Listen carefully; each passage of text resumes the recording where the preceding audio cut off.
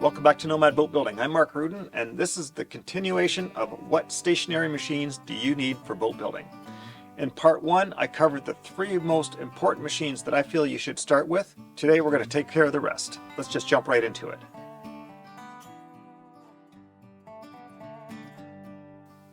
I think the one big game changer for me when I was getting started was finally getting a thickness planer, and it was this one right here. And I would have picked this up in about 1991 or 92. And at the time, this was the very first portable thickness planer that was on the market. At that point, all you could get were big, full-size machines, and I just couldn't afford it. Even this one was pretty expensive in the day. I think when the smoke cleared, it was almost $700 to buy this machine right here.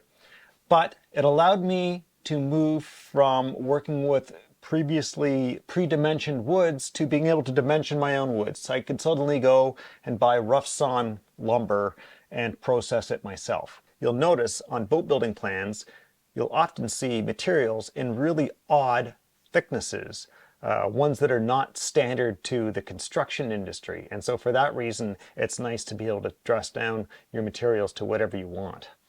A little portable machine like this is very limited in how quickly it can do that job because the depth of cut it can take is relatively minimal depending on the density of the material you're working with.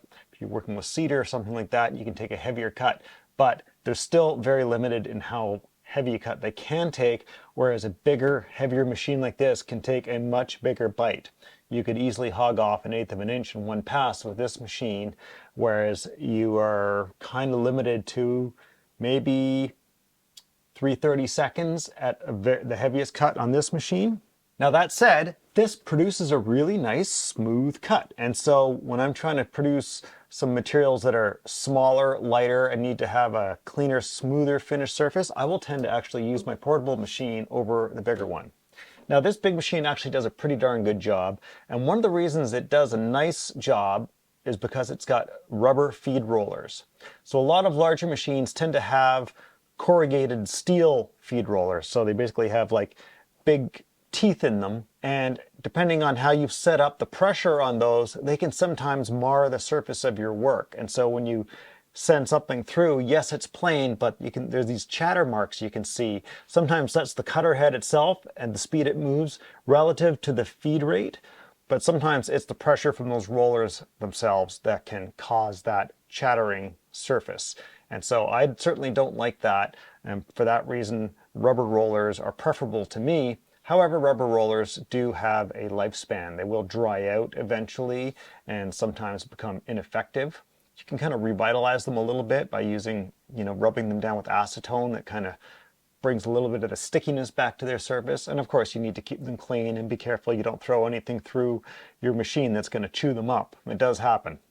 Bigger is definitely better when it comes to a thickness planer, but your big 24-inch versions are a massive machine that you're not going to move around the workshop. It's stationary.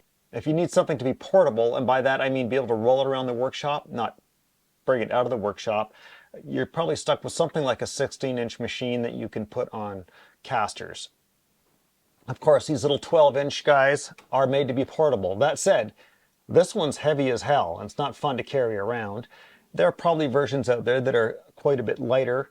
Maybe they work as well, maybe they don't. I think this is one area where there's been a lot of development in designs, and while this particular portable planer has 0 features, I've seen some other ones recently that have a few really nice features. Some of them are preset thicknesses, so there's a big adjustable stop on them that will stop the feed height at 1/4 inch, 3/8, 1/2 inch. That's, major increments like that. I think that's a really nice feature, and it allows you to sort of do repeatable cuts very easily. Another feature that are on a lot of those is a gauge that tells you how much of a cut you're going to take off the piece of wood that you're shoving through there. So there's a little feeler gauge that drops down and touches the surface of your work, something this doesn't have. In fact, I do believe right here there used to be a little pin that was a feeler gauge for the height depth. It was never there when I got this machine used, and certainly still not there now. Now, some of these have got feed rollers on top, and you might wonder what those are for. Well, when you're working on large stock, you're passing the material through and you need to carry it back. Having that feed roller to lift that plank up onto and roll it back is actually quite helpful. I use it all the time, especially if I'm feeding a bunch of smaller pieces through. I might get a whole bunch started, jump to the back end, and as I'm picking them up off the other end, I'm putting them on top of here so that I can repeat the process. And a lot of these portable planers, you'll see, will have little skid plates, or sometimes they'll have rollers on top for that same purpose. Now, one of the things that you might look for in a portable model are flip down extension tables here. So this one has these removable extension tables, and I never use them because they're a pain to pull out. So I just use the machine just as it is. Doesn't really give me much of a landing before my material starts going into the machine. I got about a 1/2 inch at best here, but it does okay. Back to my local Canadian Tire store, this Mastercraft planer has this flip down table with this nice little extension roller. I haven't seen this on any other planers. Kind of like this little detail. Mastercraft is the in-house brand for Canadian Tire stores. It's much like Sears has their Craftsman brand of tools. They're nothing special, but they are relatively affordable and functional enough, much like Black & Decker tools. Some of them have got dust pickup, some of them don't. This one just has a big chute that barfs out all the wood chips on the back side, but I've seen some others that you can actually hook up a dust collector or a shop vac onto. Bear in mind, you're going to be producing a lot of shavings through a thickness planer, so it will fill up a shop vac very quickly. And this machine, I've had to jerry-rig something else out of just some galvanized ducting in order to catch the chips, but it works okay. You have to spend a bit of money on a thickness planer, obviously. I think a lot of the ones I looked at, probably at the low end, are $300 or $400. I think I saw that Ryoba has one for about $200, if I'm not mistaken, which I thought was extremely cheap, surprisingly cheap. I know like the rigid one is about $300 or $400, and the DeWalt one, which I looked at the other day, was a really interesting machine in that it had 2 separate feed rates you could use. You could use one feed rate for doing rough saw material, and then it would slow down the feed rate so you get more passes of the cutter head over your surface of your material to give you finer finished cuts. Really nice feature that I would love to have on one of these machines. That one at my local shop ran for just under $1,000. So do your homework. I'll link a video in the description of a guy that did a comparison video between the DeWalt machine and another well-known brand. Now, one of the cool things about some of these newer machines, and even in the portable models, is you're getting helical cutter heads in them. Something I never would have imagined they would have put into a small consumer grade machine. Up until recently, even the larger machines didn't have helical cutter heads. You have to order them as an aftermarket part, and then they just started showing up as an option on larger machines. And it's cool to see them in little machines. So the thing about helical cutter heads is they're using little carbide inserts for all of the teeth. Every time you want to sharpen them, you basically take that carbide insert and you turn it 90 degrees and you're going to get a fresh face. You do that to all the little cutters. Mine just has straight blades, straight high steel speed blades in both these machines, and I think they're perfectly fine too. It cost me about $40 or something to sharpen a set. And even these guys, which are supposed to be disposable, they usually have a sharpened edge on both edges, are still sharpenable up to a point. You're going to lose some width on them, so you can get a few sharpenings out of them. I think it's worthwhile doing. Okay, so I thought I would do a little quick cost comparison between the little carbide inserts and planer blades for resharpening. And so when you buy those carbide inserts, they're about $6 per insert, roughly speaking, if you buy like 10 packs. So that's equivalent to like $1 is worth like 4 Tim Hortons Timbits. So for you Americans, that's how you can make the conversion. I guess I should translate that from Canadians. So a Timbit is, for you Americans, that's a donut hole.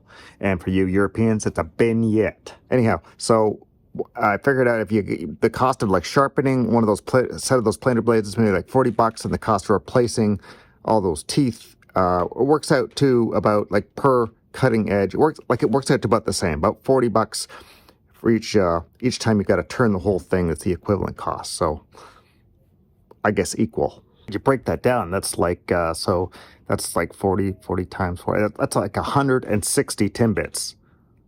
That's a lot, man. That's a lot of timbits for each sharpening. So think about it. That means while you're flipping those little carbide teeth, every time you flip one, it's like timbit, flip it, timbit, flip one, timbit, flip one, timbit, flip one, timbit. That would drive me nuts. I'm sticking with the high-speed steel knives. Then it's just like box of timbits, box of timbits, box of timbits, box of timbits, done. So that would be the fourth thing that I would get, is a thickness planer, because while you could certainly get away without it, it is a very, very time savings machine that will definitely allow you to sort of step into a whole new realm of woodworking, and especially boat building. Okay, the fifth machine that I would get is a drill press. Now, if there's any machine that remains very optional in this lineup, it is probably the drill press. However, I've prioritized it as something you might want to get earlier on in the game because they are just so damn useful and versatile. In boat building, you probably would use it if you're making frames, for instance, sawn frames for a boat, and you wanted to put little scuppers in or limber holes for drainage. The drill press with a mortising bit and a little bit of a fence setup, and you can cut little partial circles into your frames to allow for that sort of thing. And of course, if you need to be able to make jigs or just drill a hole that's a really good solid 90 degrees to the surface of your work, a drill press can't be beat for that. And then of course, we can put all manner of sanding drums into a drill press in order to use those as like a spindle sander. Now, it should be said that that is not a good way to use drill press because these bearings are not made for side loads. But if you are careful about it and you don't abuse it too much, you can certainly do a fair bit of that. But if you're doing a lot of it, you'd be better off just buying a spindle sander. Now, if there's one thing that I use a drill press for a lot, it is making plugs for plugging fastening holes. And I'll make plugs of all different sizes, anywhere from little 3/8 plugs for most of your fastenings to sort of big inch and a half plugs for filling larger holes or fixing knot holes, for instance, in some knotty stock. And so a drill press really can't be beat for those. But to be able to do that, you need to be able to adjust the speed so that you don't burn out those bits. So picking a drill press that has some relatively easy speed adjusting ability is a good way to go. This one doesn't require any tools. It's just got a single sort of screw on the side and a lever to soften off the pulleys. Now, I saw a guy who did a video on refurbishing an old drill press on YouTube. He converted it to using a VFD, or variable frequency drive, in order to change the speed of the motor. And that allowed him to stop messing around with the pulleys, which is certainly a nice thing. Be nice to see those coming out in drill presses regularly, and I think we probably will. But that said, if you can find a drill press that doesn't require tools to change out those pulleys, the belts on the pulleys to change speeds, that's a great thing. Now, I like to have maximum depth in here because there are plenty of times that we want to put a hole in the middle of something, and the limiting factor on drill presses, of course, is this depth right here. So the bigger, the better. We don't often have to worry about how deep a hole we got to drill, or having a freestanding drill press like this isn't 100% necessary. But at the same time, having a freestanding one allows you to not take up room on a bench top. That said, I would get whatever drill press that you can get your hands on that has the greatest capacity this way and the largest possible chuck, and that's probably going to do you just fine. And one little side note is, when I actually put a key-free chuck on this thing finally, that was a huge improvement, night and day. It was just so nice to be able to sort of chuck things in here without fumbling around with keys. And it was a really minor investment of, I'm going to say, about $50. So when it comes to drill presses, I'd say you might be better off trying to find a good quality old used one for your money. I think if you go too cheap on new machines, you're going to get ones that are fairly janky with not great bearings in them. So I would worry about that, and that's where maybe buying a little bit better is worth your while. Now, I have a friend of mine bought the Rikon drill press very recently. A little bit of an expensive machine, but I'm sure it's going to be a really nice machine for him in the long run. Now, I find drill presses so handy, I've actually got two of them. One for over here that I use for just woodworking, and the other one I keep on the other side of my shop where I do a little bit of metal work. And of course, the last thing we can do with the drill press is we can add a hollow mortiser fixture onto these things so that you can do mortise and tenon joinery. Now, I don't tend to set it up very much because it's kind of a hassle to set up, but it's something that is certainly a nice option. If I were doing a lot of mortise and tenon joinery though, I would just buy a dedicated mortising machine. Okay, for number 6, we've got to do a little trip. Go way back here, way back here. There we go. There's my compressor. I don't even know how big this thing is. Yeah, who knows? Compressor is a very, very useful thing in a workshop, and I would absolutely get one of those as my next tool. Now, the bigger the tank, the better off you are, just because it's going to be able to deliver juice longer up until the point that you need to have the motor kicking on again. So definitely a compressor is something that's worthwhile. We'll climb back out of here. So I discussed compressors earlier in our video about power tools. It is technically a stationary machine in my opinion, and so I would definitely get my hands on the biggest tank compressor that I can justify. Getting any compressor is better than no compressor. And where we're using it in boat building is using nail guns and staplers and things like that that just help move the process of doing jigging and that sort of thing up faster. We don't really use them on the finished boat exactly. The exception in my shop is I've started using a polymer nailer whenever I'm doing glued lap strike construction. It shoots these little plastic or fiberglass nails and makes this construction process a lot faster.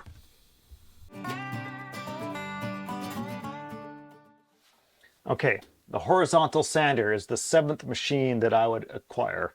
And this was one of those machines that I thought about getting for a long time, and I didn't because it felt like an extravagance.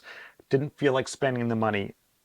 And once I finally got that machine into my shop, I have kicked myself for not buying it a lot sooner.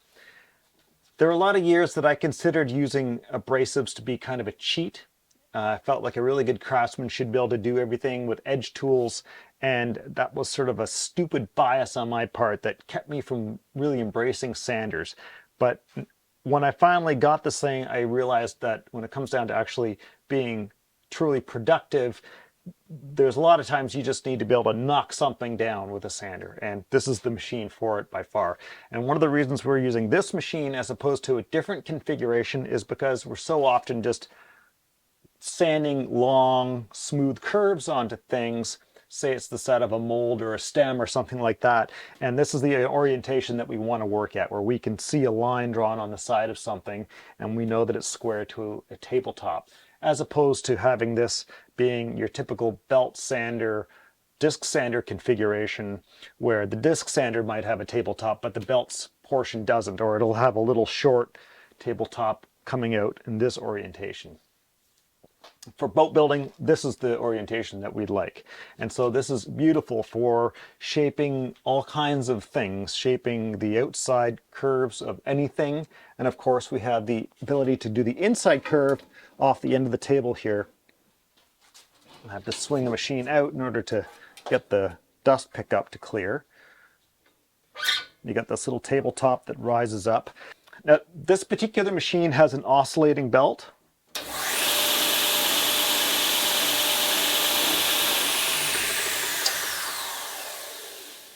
The point of the oscillating belt is to keep you from wearing out one specific spot on the machine, or if there's any little bits of grit that it's standing proud, you can get you're more likely to get a smoother finish with an oscillating belt. However, that means that I've only got one end of this that is available for working off the end. The other one, because it oscillates, it's wiggling all over the place, and so you can't make use of that. So I've seen machines that are non-oscillating that will have a nice large diameter drum on one end, usually the motor end, but then the other end will come down to a much smaller diameter drum, say it's a couple inches in diameter, and it'll have a tabletop that wraps all the way around. Now that's an awfully nice machine too, and in retrospect, I kind of wish I'd gotten the other variety rather than this one, but I got this one. This is the Laguna machine. I paid extra to get a Laguna machine because the Laguna machines I've seen were pretty nice. That said, there were a few little details on here that I was a little disappointed at. Things like the way you adjust the tabletop here is a bit janky, and this little hood that swings around here, this has always been problematic the way it fits. They didn't make it so it clears this tabletop properly, so I've had to screw with it to do that. And then they've got this guard on the back of here that you got to take off to change the belts, which has always been a huge pain in the ass.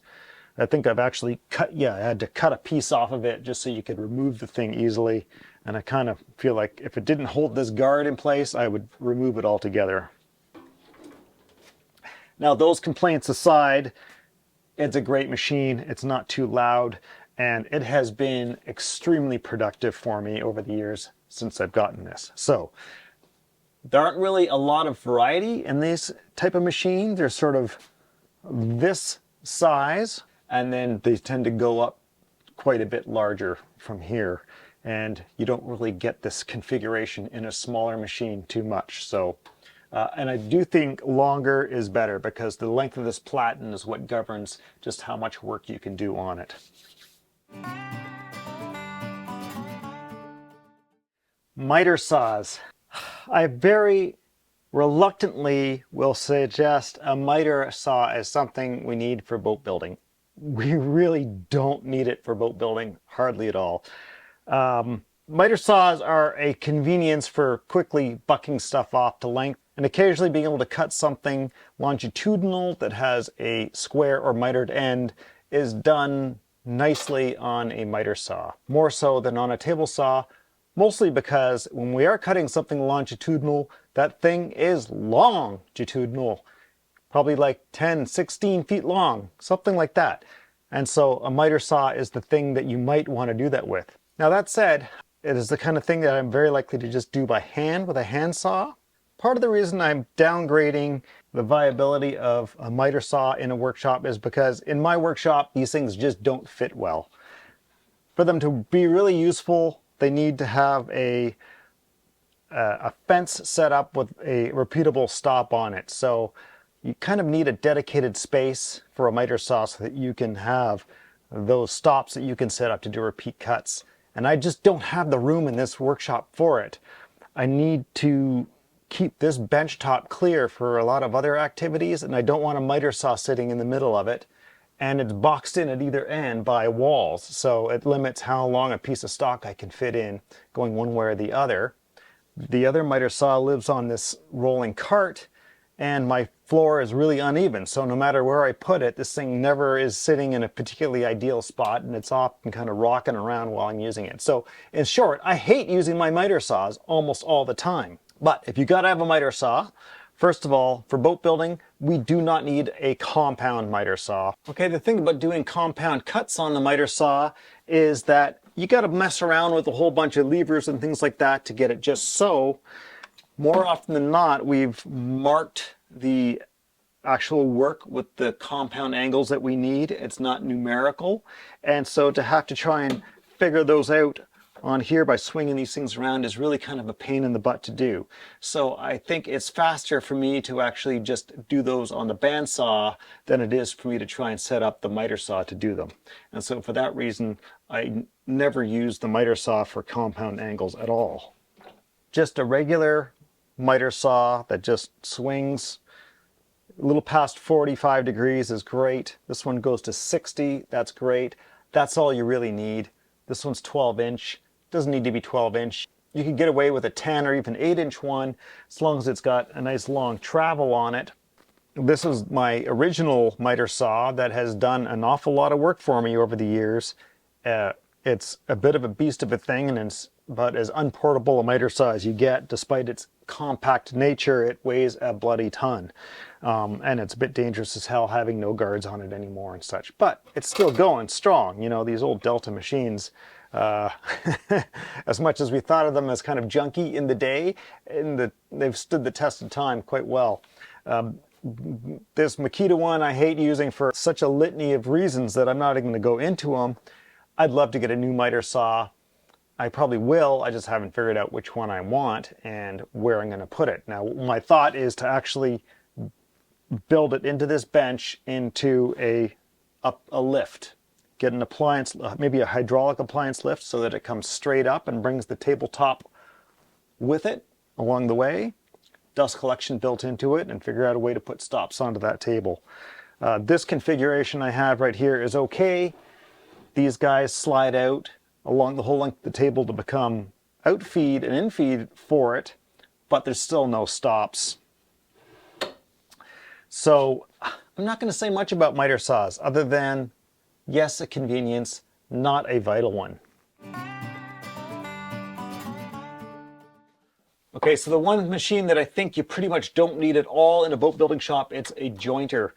I didn't have one of these for many, many, many years. I only really ever use it when I'm doing small furniture type stuff, and I really need to try and have a nice jointed corner on something without wind in it. So that's about the only time I ever pull this out, is when I'm working on small stuff that needs to be really good and square without a wind in it. And this particular jointer doesn't give me a very smooth surface to start with. It's a bit slow, so it gets a bit of a chattery surface. So I use it for rough jointing at best. So I would say don't really bother with a jointer unless you've already got one at your disposal. More often than not in boat work, we're looking for things with curves, not looking for things without curves. And when I do need to joint something, it's usually something that's very long, and I do that on the table saw.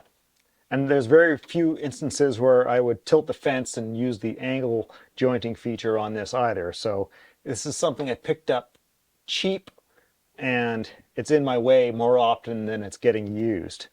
But every now and then when I do need it, I begrudgingly allow that it is living in the workshop. And that's for that reason is why I've got sort of a small junky one as opposed to buying one that's larger and more substantial, just because I cannot justify dedicating the space for a larger one in this shop. If I've got boards that have got a cup or twist in them that I need to take out, I will set up a sled to go through the thickness planer and use that to pull cup or twist out of something that is bothersome. I would never even try and do it on a jointer per se. If you have something that's got so much twist in it and greater length to that twist, then you can take out with a thickness planer. You're probably not going to do it on a jointer anyway, and so you're better off setting up a set of rails and using an overhead router configuration to flatten that top off. And I've done that before too.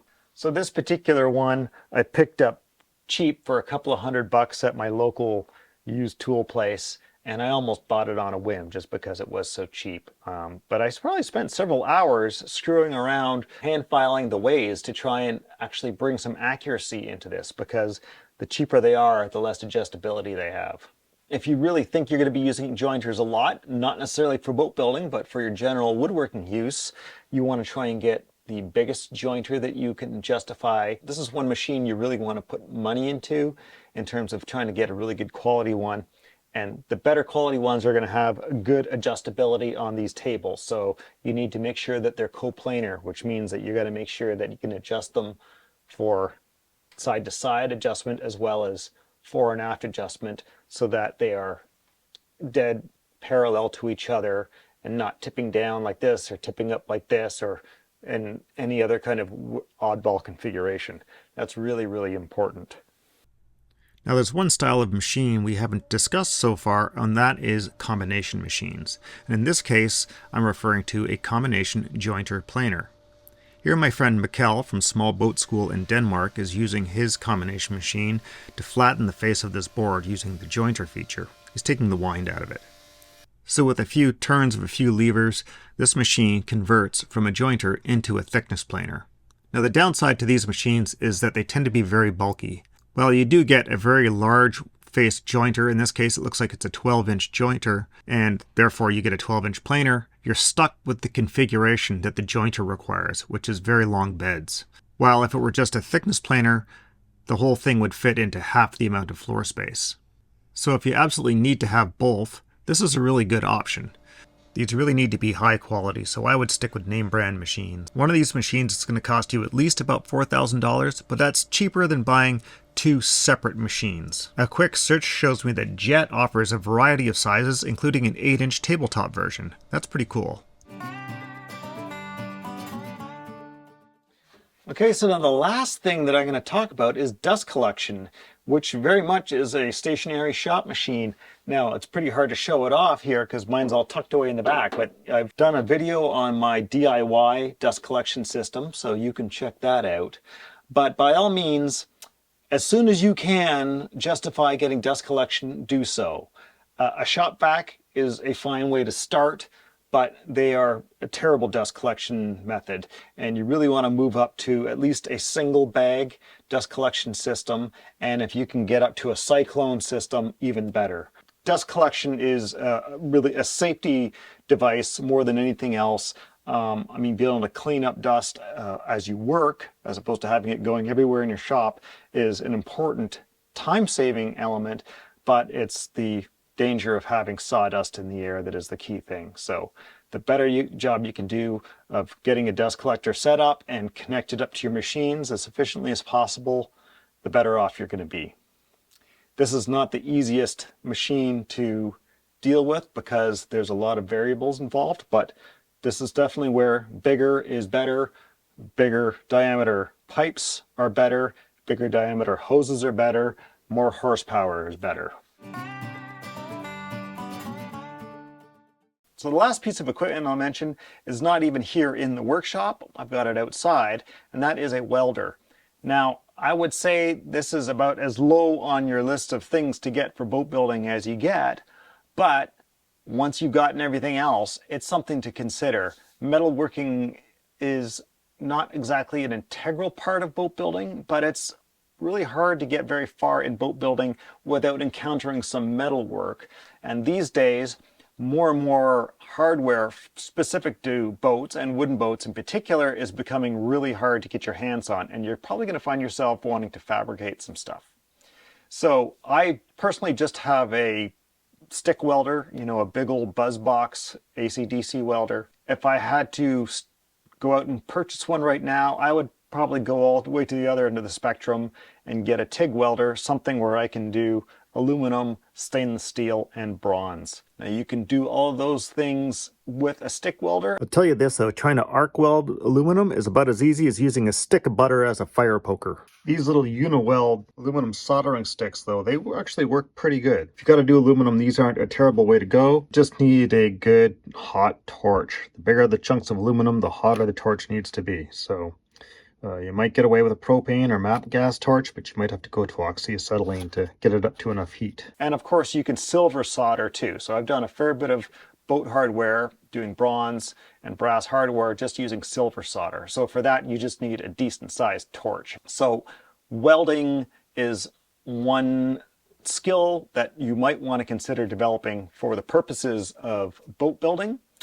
And to that end, a welder would be the piece of equipment you'd consider acquiring eventually. Now remember when you go shopping for machines that if you buy brand new and you don't like the machine you get, chances are you're not going to be able to flip that for the same money that you paid for it. You're always going to take a bit of a loss, whereas when you're buying used machines, they will usually hold their value really well if you didn't overpay for them in the first place. Now, I'm not saying don't buy new machines, because used machines are a bit of a wild card. You might be doing some repairs to get them up and rolling, but searching for used machines can be awfully fun. Now, of course, my experience is limited to the equipment that I have here in my workshop, so I can't speak to all the different brands that are out there. There's only one variety of machine I'm going to recommend, and that is the old Canadian-made General machines. You cannot go wrong buying those. They're simple, they're solid, they last a lifetime. So if you're unsure, you find yourself a Canadian General for sale, don't hesitate, go ahead and buy that one. Lastly, take time to really assess what machines you really need and how big those machines really need to be, because once they're in the workshop, they can be a real obstacle to work around. You need to leave room for the boat. That's very, very important. Okay, that's it for what machines do I need for boat building. Now don't forget, I also have a video out there on which hand tools I need for boat building and which handheld power tools I need for boat building. So please go check those out. All right, folks, I just want to thank all my Patreon followers for making these videos possible. If you can join me on Patreon, I really appreciate that. You can find links in the corner or down in the description. All right, till next time, stick on the ice. Elbows up, folks.